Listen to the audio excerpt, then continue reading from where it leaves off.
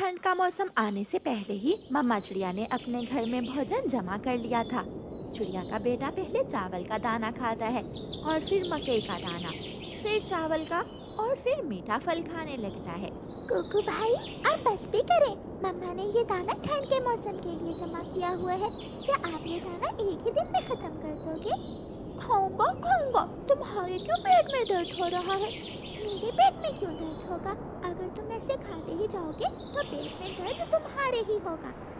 उनकी मम्मा बाहर गई हुई थी, बच्चे घर में अकेले थे। लूसी, मैं हरियाली का पूछने जा रही हूँ, सोचा आपको भी साथ ले जाऊं। हाँ चिड़िया, सुना है हरियाली को कल से तेज बुखार है, मुझे गौरी कवि ने बताया था। फिर चिड़िया और उसकी सहेली लूसी कबूतरी हरियाली तोती के घर जाती हैं। गौरी कवि भी वहाँ बैठी हुई थी। हरियाली, अब आप कैसी हैं? मैं पहले से काफी बेहतर हूँ। 2 दिन के तेज बुखार से शरीर में बहुत कमजोरी हो गई है। ठंड भी बहुत बढ़ गई है। जब तक बारिश नहीं होगी मौसम ठीक नहीं होगा। चिड़िया, अपने बच्चों को संभाल कर रखना। कल मुझे बुलबुल ने बताया था कि सारे जंगल के बच्चों को ठंड लग रही है। गौरी बहन, मैं एहतियात तो बहुत करती हूँ, लेकिन बच्चे कहाँ समझते हैं। हर रोज सुबह सवेरे ही घर से बाहर निकलकर बर्फ गिरती हुई देखने लगते हैं। जंगल की यही रीत थी। जब भी कोई बीमार हो जाता तो सब उसका पूछने आते थे। वो सब एक दूसरे का बहुत ख्याल रखते थे। जब चिड़िया अपने घर वापस पहुंचती है तो दोनों बहन भाई कुकू और गुड़िया आपस में लड़ रहे थे। तू बंदर, तू बंदरिया, तू चुड़ैल, तू गंदी चिड़िया है। बच्चों, क्या हुआ है? क्यों लड़ाई कर रहे हो? मम्मा, जब से आपके ये खाए ही जा रहा है और मैंने मना किया तो मुझसे लड़ाई शुरू कर दी। बड़ा बनता है कुकू, शक्ल तो देखो जैसे राक्षस हो। कल मेरे साथ नदी पर न जाना, मैं अकेला ही जाऊंगा। और मम्मा, इसे बता दे, कल से मैं इसके साथ खेला भी नहीं करूंगा। अच्छा, बता दूंगी। अब तुम दोनों सो जाओ, रात हो गई है। चलो बिस्तरों में, आपके ऊपर कंबल दे देती हूँ। बच्चे अपने अपने घोंसलों में लेट जाते हैं और मम्मा चिड़िया उनके ऊपर कंबल दे देती है। गेहूं की बालियां उठाकर मम्मा चिड़िया उनसे दाने निकालने लगती है। खिड़की बंद थी।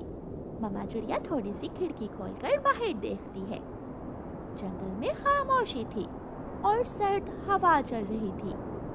कितना डर लग रहा है ऐसी रात को देखकर।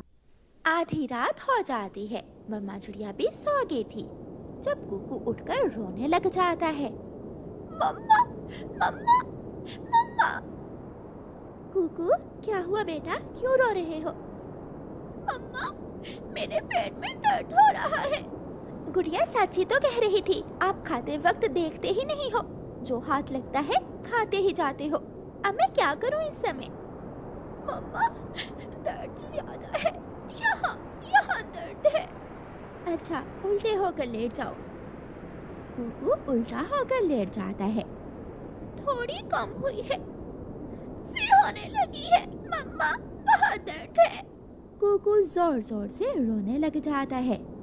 कुकू की आवाज सुनकर गुड़िया भी उठ जाती है।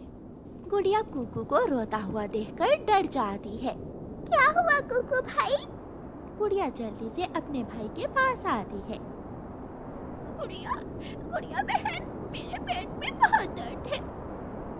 गुड़िया, भाई का ख्याल रखना, मैं कुछ करती हूँ। मम्मा चिड़िया अपना छाता उठाती है और घर से निकलती है। मेरा भाई, मेरा सोना भाई, चुप कर जाओ। मैं हूँ ना आपके पास। मैंने गलती की जो आपकी बात ना मानी। अगर मैं कम खाता तो शायद मेरे पेट में दर्द ना होता। अच्छा, अब ध्यान दूसरी तरफ करो। चलो, मैं आपको अपने स्कूल की बात बताती हूँ। मम्मा चिड़िया आधी रात को पड़ोसी कौवों के घर जाती है और कौवों के दरवाजे पर दस्तक देती है। गौरी कवि दरवाजा खोलती है। गौरी बहन, कुकू के पेट में बहुत दर्द है, वो रो रहा है। कुछ समझ नहीं आ रही, मैं क्या करूं इस वक्त? दवा तो मेरे घर में भी नहीं है। अब तो बुलबुल के पास ही जाना होगा। रुको, मैं अपना छाता उठा ला। गौरी कवि अपने घर से छाता उठा लेती है और रानो चिड़िया के साथ जाती है। हवा बहुत ठंडी थी, खून जमा देने वाली ठंड थी। रानो चिड़िया और गौरी कवि बहुत मुश्किल से उड़ती हुई बुलबुल के घर तक पहुंच जाती हैं। गौरी दरवाजे पर दस्तक देती है। कौन है? बुलबुल बहन, मैं हूँ रानो चिड़िया, दरवाजा खोल ले। बुलबुल दरवाजा खोलती है। बुलबुल, मेरे बेटे के पेट में बहुत दर्द है, मुझे जल्दी से पेट दर्द की दवा दे दे। चिड़िया, माफ करना, इस वक्त मेरे पास पेट के दर्द में देने वाली दवा नहीं है। ठंड के कारण ना तो मैं फूलों का रस निकाल सकी और ना ही कोई जड़ी बूटी ला सकी। बुलबुल, वो बच्चा बहुत रो रहा है, कोई उपाय तो होगा पेट की दर्द ठीक करने का। झरने की दूसरी तरफ एक बड़े पत्थर के पास नीले फूल हैं। अगर वो फूल मिल जाए तो कुकू के पेट का दर्द ठीक हो सकता है। वो फूल हम आपके पास लेकर आए? नहीं रानो चिड़िया, अगर वो फूल मिल जाए तो उन्हें अपने घर ले जाना और वो फूल एक कप पानी में उबालकर पानी कुकू को पिला देना। चिड़िया, जल्दी चलो, मुझे तो बहुत ठंड लग रही है। फिर रानो चिड़िया और गोरी कव्वी वहाँ से उड़ती हैं। दोनों सहेलियाँ उड़ते उड़ते झरने के पास पहुँच जाती हैं। गुड़िया बहन, खिड़की से देखें, क्या मम्मा आ रही है? मैं देखती हूँ। फिर गुड़िया खिड़की से बाहर देखती है। नहीं कुकू भाई, अभी तक तो मम्मा नहीं दिखाई दे रही। न जाने मम्मा कब आई। गुड़िया बहन, मेरे पास आ जाइए। मम्मा चिड़िया और गोरी कव्वी जब झरने पर जाती हैं तो वहाँ बड़ा पत्थर तो था, लेकिन नीले फूल नहीं थे वहाँ। गोरी बहन, यहाँ तो कोई नीले फूल नहीं है, अब क्या होगा? मेरा बेटा बहुत रो रहा होगा। रानो चिड़िया रोने लग जाती है। फूलों के पीछे सुंदर परी छुपी बैठी थी, जो गोरी कव्वी और चिड़िया को देखकर फूलों के पीछे छुप गई थी। सुंदर परी फूलों के पीछे से निकलकर बाहर आती है। मैं आपको देखकर छुप गई थी, लेकिन चिड़िया, आपको रोता हुआ देखकर मुझसे रहा नहीं गया। सुंदर परी, हमारे बच्चे के पेट में बहुत दर्द है, हम यहाँ नीले फूल लेने आई थी, लेकिन यहाँ तो कुछ भी नहीं है। वो नीले फूल तो मैं ले गई थी, वो नीले फूल मुझे अपने कमरे में लगाने थे। फिर सुंदर परी अपनी जादुई छड़ी हवा में लहराती है और नीला फूल हवा से पकड़कर चिड़िया को दे देती है। एक फूल तो मैं अपने घर से ले आई, क्या इससे काम चलेगा? रानो चिड़िया बहुत खुश हो जाती है। आपका बहुत बहुत शुक्रिया हमें नीला फूल देने के लिए। अगर ये फूल देने से भी दर्द ना रुके तो आप उसे गरम गरम पानी में थोड़ा नमक डालकर पिलाना, फिर देखना उसके पेट का दर्द ठीक हो जाएगा। गोरी कव्वी और रानो चिड़िया सुंदर परी को धन्यवाद बोलकर वापस उड़ती हैं। उनके पंख बुरी तरह ठंडे हो चुके थे। घर पहुंचकर रानो चिड़िया आग जलाती है। गोरी कव्वी वो फूल पानी में डालकर हंडिया चूल्हे पर रखती है। मम्मा, कब तक दवा तैयार हो जाएगी? बस थोड़ी देर मेरे बेटे। मम्मा, भाई उस वक्त से रोए ही जा रहा है। नीले फूल को पानी में उबालने के बाद मम्मा चिड़िया वो पानी कुकू को पिला देती है। अभी 5 मिनट ही हुए थे कि कुकू के पेट का दर्द रुक जाता है। मम्मा, मैं ठीक हो गया, मेरे पेट का दर्द रुक गया है। अब जल्दी से 2 दाने चावल और 2 दाने मकई के फिर से खा लो। ये सुनकर गोरी कव्वी और मम्मा चिड़िया हंसने लगती हैं। बेटा, भोजन ज्यादा भी हो तो हमेशा अपनी भूख के मुताबिक ही खाते हैं। पता है बाहर कितनी ठंड है, और अगर हमें सुंदर परी ना मिलती तो अब तक तुम पेट के दर्द से रो रहे होते। आंटी, मैं बहुत शर्मिंदा हूँ कि मेरी वजह से मम्मा को और आपको ठंड में बाहर जाना पड़ा। सॉरी मम्मा, सॉरी आंटी।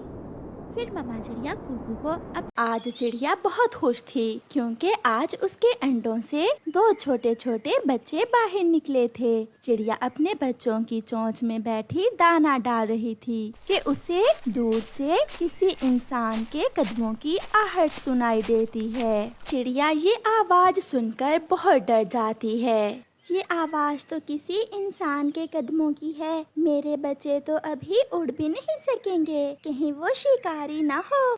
हाँ, मिल गया, मुझे चिड़िया का घोंसला मिल गया। सामने बैठी है चिड़िया अपने बच्चों के साथ। ऐसा कहते हुए वो शिकारी चिड़िया के घोंसले की तरफ बढ़ता है। चिड़िया कमजोर जरूर थी, मगर वो एक माँ थी। वो मुकाबला तो नहीं कर सकती थी, इसलिए वो अपने बच्चों के सामने ढाल बनकर खड़ी हो जाती है। मुझे माफ करना मेरे बच्चों, आपसे पहले मैं मरूंगी, क्योंकि मैं आपका दुख बर्दाश्त नहीं कर सकती। रोते हुए चिड़िया ऐसे कहती है। शिकारी भी अपना तीर निकालता है, मगर शिकारी को नहीं पता था कि उसका तीर तो टूटा हुआ है। ओहो, ये क्या हुआ? मेरा तो तीर ही टूटा हुआ है। हाथ आया शिकार निकल गया। अब मुझे बढ़ई से नया तीर बनवा कर कल यहाँ आना होगा। चिड़िया का दिल भी तेजी से धड़क रहा था और फिर शिकारी पीछे मुड़ता है और वापस चला जाता है।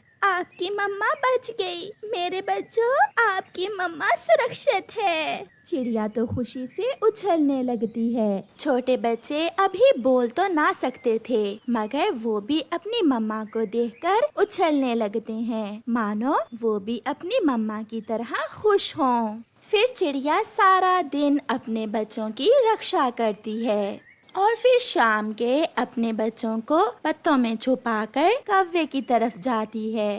कालू भैया, मैं बड़ी मुश्किल में फंस गई हूँ। कौवा और उसकी पत्नी चिड़िया को मुश्किल में देखकर पूछते हैं। चिड़िया बहन, शांत हो जाएं। क्या बात है? आपके बच्चे तो ठीक हैं? हाँ, मेरे बच्चे अभी तक तो ठीक हैं, मगर आज एक शिकारी मेरे घोंसले तक पहुंच गया था। वो अपना तीर मुझ पर चलाने ही वाला था कि उसका तीर टूट गया। वो कल आएगा, वो कल फिर से आएगा। वो बढ़ई से अपना तीर बनवा कर फिर से आएगा। चुप कर जाओ चिड़िया बहन, मैं वादा करती हूँ मैं आपके बच्चों को और आपको उस शिकारी से बचाने की पूरी कोशिश करूँगी। मेरे बच्चे बहुत छोटे हैं, मैं अपने बच्चों के बिना मर जाऊंगी। आप ये मीठा फल लें और जाकर अपने बच्चों को दें। मैं और तुम्हारी भाभी कल मुंह अंधेरे ही इंसानों की बस्ती में जाएंगे। फिर चिड़िया मीठा फल लेकर वहाँ से चली जाती है। रात गुजर जाती है। कौवा और कौवी भी उठ जाते हैं। इससे पहले कि शिकारी दोबारा आए, हमें इंसानों की बस्ती में जाना होगा। कालू कौवा और उसकी पत्नी जल्दी से इंसानों की बस्ती में जाते हैं। वो सीधे शिकारी के घर जाते हैं। शिकारी पिंजरे में कैद एक तोते से खेल रहा था। कौवा और कौवी शिकारी से थोड़ी दूर आंगन में एक पेड़ पर जाकर बैठ जाते हैं और कौवी शिकारी से कहती है, शिकारी, दिया करें, आप उस छोटी चिड़िया पर दिया करें। उसके छोटे छोटे बच्चे हैं, अगर वो मर गई तो उसके छोटे छोटे बच्चे भी मर जाएंगे। वो तो कल मेरा तीर टूट गया। अगर मेरा तीर ना टूटता तो मैं कल ही उसे मार देता। हाँ, मगर आज बढ़ई से नया तीर बनवा कर फिर जाऊंगा। आप इंसान बहुत जालिम हो। हम छोटे पक्षियों को मारकर आपको क्या मिलता है? ये हमारा खेल है। चलो भागो यहाँ से। ऐसा न हो कि मैं तुम कौवों को ही मार दूं। कहते भी तो क्या, वो कौवे डरते हुए वहाँ से उड़कर थोड़ी दूर जाकर बैठ जाते हैं। अब हम क्या कर सकते हैं? ये शिकारी तो बहुत जालिम है। वो ऐसे बैठे हुए थे कि पिंजरे में कैद तोता उन्हें अपनी तरफ आने का संकेत देता है। कालू, वो तोता हमें बुला रहा है। फिर कौवा और कौवी तोते के पास जाते हैं। आप जल्दी से बढ़ई के पास जाएं। वो बढ़ई बहुत दयालु है। आप उससे कहें कि वो शिकारी को तीर ना बना कर दे। ऐसे अगर शिकारी को तीर नहीं मिलेगा तो वो शिकार भी नहीं कर सकेगा। कालू, मिठू तोते की बात ठीक है। मैंने सुना है सब इंसान बराबर नहीं होते, कुछ अच्छे और कुछ बुरे होते हैं। अगर हो सके तो आप मुझ गरीब पर भी एक नेकी कर देना। उस बढ़ई के पास मेरे पिंजरे की चाबी है। अगर आप वो चाबी ले आओ तो मैं भी आजादी हासिल कर सकता हूँ। फिर कौवा और कौवी जल्दी से बढ़ई के पास जाते हैं। बूढ़ा बढ़ई सख्त गर्मी में अपना काम कर रहा था। वो लकड़ी को काट रहा था। कौवा और कौवी वहाँ पहुँच जाते हैं। बाबा जी, आप ही बढ़ई हैं ना? हाँ कौवो, मैं ही इस बस्ती में बढ़ई का काम करता हूँ। अगर आप शिकारी को नया तीर ना बना कर दें तो हमारी छोटी चिड़िया की जिंदगी बच सकती है। मगर शिकारी के पास तो पहले से ही तीर है। उसका पुराना तीर टूट गया है और वो आपके पास नया तीर बनवाने आएगा। वो बहुत जालिम है। अगर आपने उसे नया तीर बनाकर दे दिया तो वो छोटी चिड़िया को मार देगा।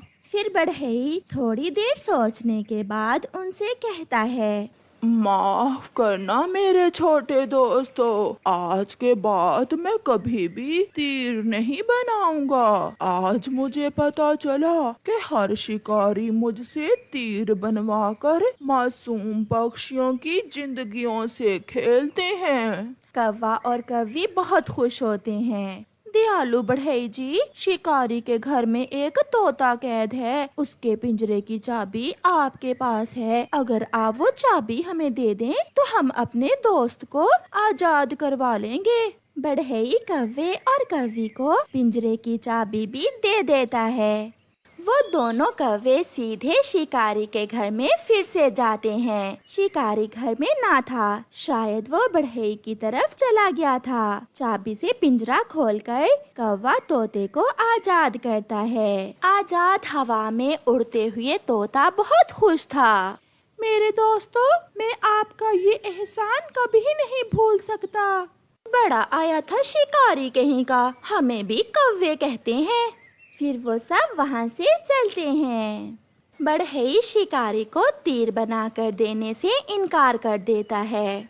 मैंने ये काम अब छोड़ दिया है। ऐसे शिकारी निराश होकर वापस घर चला जाता है।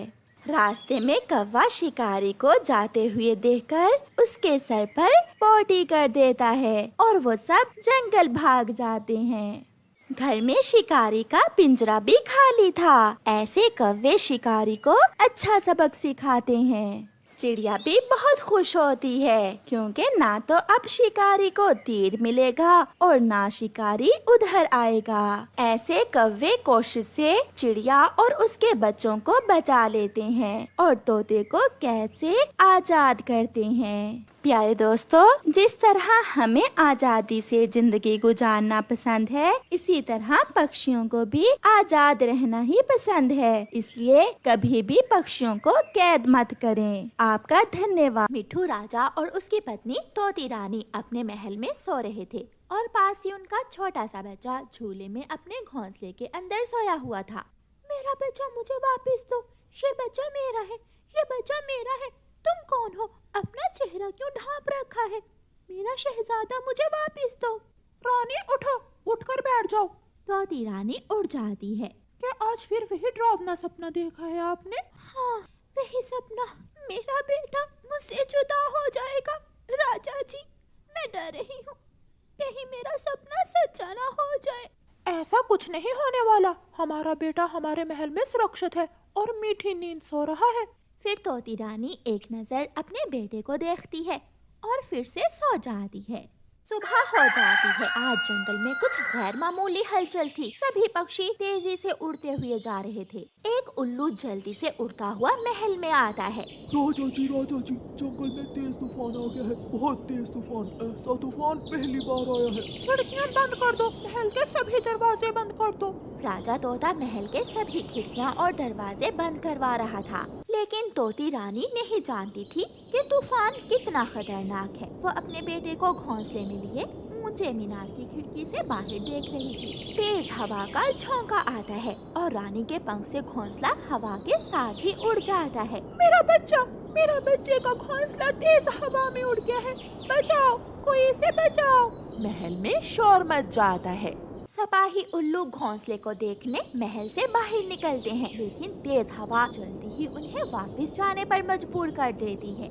राजा जी, हम कुछ ना कर सके, ना घोंसला मिला और ना बच्चा। बहुत कोशिश की हमने, लेकिन हवा इतनी तेज थी कि हमें वापस आना पड़ा। मेरा बच्चा, मेरा शहजादा। अगर मुझे तूफान का मालूम होता तो मैं कभी अपना बच्चा लेकर मीनार में ना जाती। मैंने अपने ही पंखों से अपने मासूम बच्चे को खो दिया। मैं दोषी हूँ। रानी, जो भाग्य में हो होकर रहता है। तुम दोषी नहीं हो। ये सब तो होना ही था। शायद तुम्हारा सपना सच्चा होना था और हमारा बेटा हमसे जुदा होना ही था। राजा और रानी उदास मन के साथ बोले जा रहे थे। घोंसला हवाओं में उड़ता हुआ दूर दूसरे जंगल तक पहुंच जाता है। रानो चिड़िया अपने घर में अपने 2 बच्चों के साथ लेटी हुई थी। बच्चों, जब मैं छोटी थी तो तब ऐसा तूफान आया था, सारे पेड़ जड़ों से उखड़ गए थे। मम्मा, ये तेज हवाएं क्यों आती हैं? मुझे इन तेज हवाओं से बहुत डर लगता है। मुझे तो डर नहीं लगता, मैं बहादुर हूँ ना, इसलिए। मम्मा चिड़िया अपने बच्चों से बातें कर रही थी कि उन्हें किसी चीज के गिरने की आवाज सुनाई दे दी है।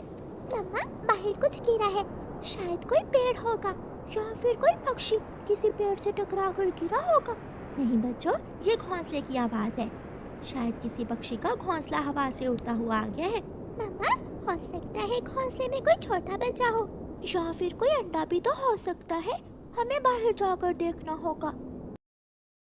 मम्मा चिड़िया दरवाजा खोलती है और घर से बाहर जाती है। चिड़िया के घर से थोड़ी दूर फूलों के अंदर एक घोंसला फंसा हुआ था। मम्मा चिड़िया वहाँ जाती है और घोंसले में एक छोटे तोते को देखकर जल्दी से आवाज देती है, गुड़िया गुड़िया कुकू, इस घोंसले में एक छोटा सा तोते का बच्चा है। मम्मा चिड़िया जल्दी से वो घोंसला उठाकर अपने घर के अंदर ले जाती है। मम्मा, ये तो बहुत सुंदर तोते का बच्चा है। बेचारा अपने मम्मा और पापा से बिछड़ गया होगा।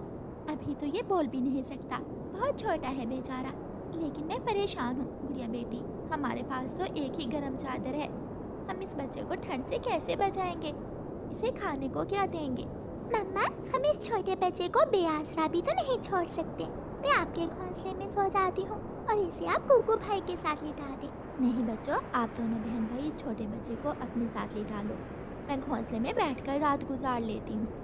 वो रात मम्मा चिड़िया जाग कर गुजारती है, क्योंकि वो ठंडी रात बिस्तर के बिना गुजारना बहुत मुश्किल थी। सुबह हो जाती है। बच्चों, आप इस छोटे तोते का ध्यान रखना। मैं बाहर से कुछ खाने को और रात के लिए एक बिस्तर ढूंढ कर लाती हूँ। मम्मा, क्या पड़ोसी पक्षी हमारी मदद करेंगे? मैं पूछती हूँ पड़ोसियों से जाकर। मम्मा चिड़िया अपने घर से निकलती है और पड़ोसी कौवों के घर जाती है। गोरी और कालू, आज रात तेज हवा से एक घोंसला उड़ता हुआ मेरे घर के पास आकर गिरा। चिड़िया, मेरा घोंसला टूटा हुआ है, अगर वो घोंसला ठीक है तो वो तुम मुझे दे दो। लेकिन उस घोंसले में तो एक छोटा तोते का बच्चा भी है। मैं तो उस बच्चे के लिए गरम बिस्तर लेने आई थी आपसे। वो बच्चा जिसका भी है उसे उठाकर बाहर फेंको। आज छोटा है, कल बड़ा भी होगा। और पहले ही इस जंगल में दाने की बहुत कमी है। मीठा फल बहुत मुश्किल से मिलता है और तोते तो मीठे फल बहुत शौक से खाते हैं। कालू, इतने जालिम मत बनो। वो एक छोटा बच्चा है, मैं कैसे उसे बाहर फेंक सकती हूँ? चिड़िया, तोते दाना कम और फल ज्यादा खाते हैं। अगर वो बड़ा हो गया तो छोड़ेगा नहीं किसी भी पेड़ पर कोई भी मीठा फल। मैंने बहुत बड़ी गलती की जो तुम्हारे घर मदद लेने आई। मैं जा रही हूँ। उस बच्चे को तुम्हें किसी दूसरे जंगल में छोड़कर आना ही होगा। मैं उसे इस जंगल में नहीं रहने दूंगा। चिड़िया चुपचाप वहाँ से चली जाती है। हाँ चिड़िया बहन, ये बिस्तर है तो पुराना लेकिन गर्म है। ये इस छोटे बच्चे के लिए ठीक रहेगा। कबूतर भैया, वो कौवे जरूर आएंगे। वो मुझसे वो बच्चा छीनने जरूर आएंगे। अगर वो ऐसा करे तो तुम शोर मचाना और सारे पक्षियों को जमा करके कौवों के करतूत बताना। मैं उस बच्चे को पाल लूंगी। मैं उसे अपने बच्चों की तरह ही पाल लूंगी। कबूतर भैया, मेरी मदद करना, ये बहुत बड़ी नेकी है और मेरा साथ देना ये काम करने में। चिड़िया रानी, तुम चिंता ना करो, मैं तुम्हारे साथ हूँ। रानो चिड़िया बिस्तर अपने घर ले जाती है और फिर उस दिन के बाद से वो बच्चा चिड़िया के घर में ही रहने लगता है। चिड़िया उस छोटे बच्चे को अपने बच्चों के साथ ही दाना देती, अपने बच्चों की तरह ही उसका ख्याल रखती। अब तो वो छोटा तोता बोलने भी लगा था। मम्मा मम्मा, भाई भाई भाई। मम्मा मम्मा देखें, छोटे तोते ने मुझे भाई कहा। अब ये बोलने लगा है। हाँ बेटा, अब ये बच्चा बड़ा हो रहा है, ये सब सीख लेगा। लेकिन मम्मा, अगर बड़ा होकर ये तोतों के घर चला गया तो मेरा दिल कैसे लगेगा इसके बिना? ऐसा नहीं होगा, ये बच्चा हमारे साथ ही रहेगा।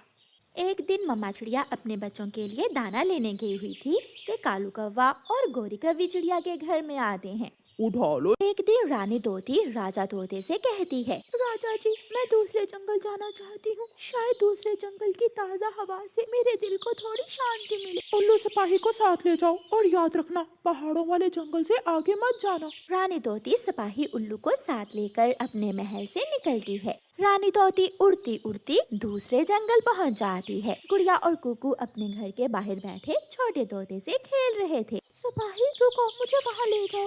रानी तोती कुकू और गुड़िया के पास तोते का बच्चा देखकर वहाँ आ जाती है। ये बच्चा तो मेरा है, ये मेरा बच्चा ही है। रानी, हमें ये बच्चा तेज हवा में मिला था। ये हमारा भाई है, हम इसके बिना नहीं रह सकते। मम्मा चिड़िया भी वहाँ आ जाती है। चिड़िया, मैं सच कह रही हूँ, ये बच्चा मेरा है, मुझे मेरा बच्चा दे दो। उस तेज तूफानी रात में ये बच्चा, हाँ उसी रात में इसे अपने महल के मीनार में लेकर खड़ी थी कि घोंसला हवा में उड़ गया। गुड़िया और कुकू की आंखों में आंसू थे। हाँ, ये बच्चा आपका ही है, आप इसे लेकर जा सकती हैं। रानी अपने बच्चे को गले से लगा लेती है। चिड़िया, मुझे मेरा बच्चा मिल गया, लेकिन मैं आपके बच्चों से उनका भाई जुदा नहीं कर सकती। मेरे साथ चलो, आप आज से मेरे साथ हमारे महल में ही रहोगी। लेकिन रानी, मैं तो बहुत गरीब चिड़िया हूँ। चिड़िया रानी, मैंने आप जैसी दिल की अमीर चिड़िया पहली बार देखी है, जिसने किसी पराई संतान को अपने बच्चों की तरह पाला।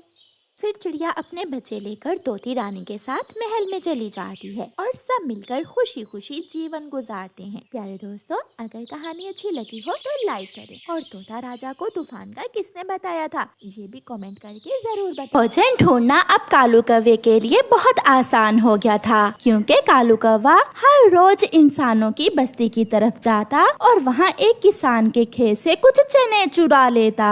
आज के लिए इतना ही काफी है, पेट भी भर लिया और गोरी के लिए भी चने ले लिए। कालू कौवा कुछ चने लेकर वहाँ से उड़ता है। नदी पर गोरी कौवी दूसरे पक्षियों के साथ बैठी हुई थी। लो पतरी जी, खाओ चने, बहुत स्वादिष्ट हैं। मेरा सुंदर पति कितना ख्याल रखता है मेरा। ऐसा कहते हुए गोरी कौवी चने खाने लगती है। गोरी, हम सब भी बहुत भूखे हैं, थोड़े चने हमें भी दे दो। ना ना गोरी, ये चने मैं तुम्हारे लिए लाया हूँ। हम सब भी आपके दोस्त हैं, हमें भी थोड़े से दे दो। ना ना, मेरे पति जी बहुत मेहनत से कमा कर लाते हैं मेरे लिए चने। चल कालू, घर जाकर खाते हैं। वो देखो, मोटा कबूतर कैसे घूर घूर कर देख रहा है मुझे। फिर गोरी और कालू चने उठाकर वहाँ से चले जाते हैं। ना जाने ये कालू चने कहाँ से ले आता है, मुझे तो पूरे जंगल में कहीं भी चनों का पौधा नजर नहीं आता। दूसरे दिन गोरी कालू से कहती है, पति जी, आज मैं भी आपके साथ जाऊंगी किसान के खेत में। मगर ध्यान रखना, अगर किसान ने पकड़ लिया तो बहुत मारेगा। गोरी कौवी और कालू किसान के खेत की तरफ जाते हैं। न जाने मेरे चने की फसल दिन ब दिन कम क्यों होती जा रही है। शायद कोई चोर मेरी फसल चुरा रहा है। कौवा और कौवी भी खेत से थोड़ी दूर आकर एक पेड़ पर छुपकर बैठ जाते हैं। अभी किसान खेत में है, हमें किसान के जाने का इंतजार करना होगा। ऐसे वो वहाँ बैठकर किसान के जाने का इंतजार करते हैं। थोड़ी देर बाद किसान अपनी बैलगाड़ी जोतकर अपने घर चला जाता है। चला गया कालू जी, किसान चला गया। फिर वो दोनों किसान के खेत में जाकर खूब जी भर के चने खाते हैं। पति जी, क्यों ना मैं थोड़े से चने अपनी माँ के लिए भी ले जाऊं, मेरी माँ को चने बहुत पसंद है। गोरी, चने तो मेरे मामा जी को भी बहुत पसंद हैं। मैं अपने मामा जी के लिए भी कुछ चने ले लेता हूँ। गोरी अपनी माँ के लिए और कालू अपने मामा जी के लिए चने लेकर वहाँ से उड़ जाते हैं। माँ, मेरे पति जी की अपनी फसल है चनों की, बहुत मेहनती हो गया है अब कालू। छोटी, तुम भी खाओ, चने बहुत स्वादिष्ट हैं। मेरी बेटी बहुत भाग्यशाली है जो कालू से शादी हुई मेरी बेटी की। मैं सबको बताऊंगी कि मेरे जीजा जी बहुत अच्छे हैं, उनकी अपनी फसल है चनों की। दूसरी तरफ कालू कौवा भी अपने मामा जी के पास बैठा गप्पे लगा रहा था। मामा जी, इस बार मेरी चनों की फसल बहुत अच्छी हुई है। मैंने सोचा मैं अपने मामा जी को भी कुछ चने दे आता हूँ। मेरा भांजा बहुत मेहनती हो गया है, अब काम करने लगा है मेरा भांजा। मुझे तो चने बहुत पसंद हैं। कालू अपने मामा जी को चने देकर वापस आ जाता है।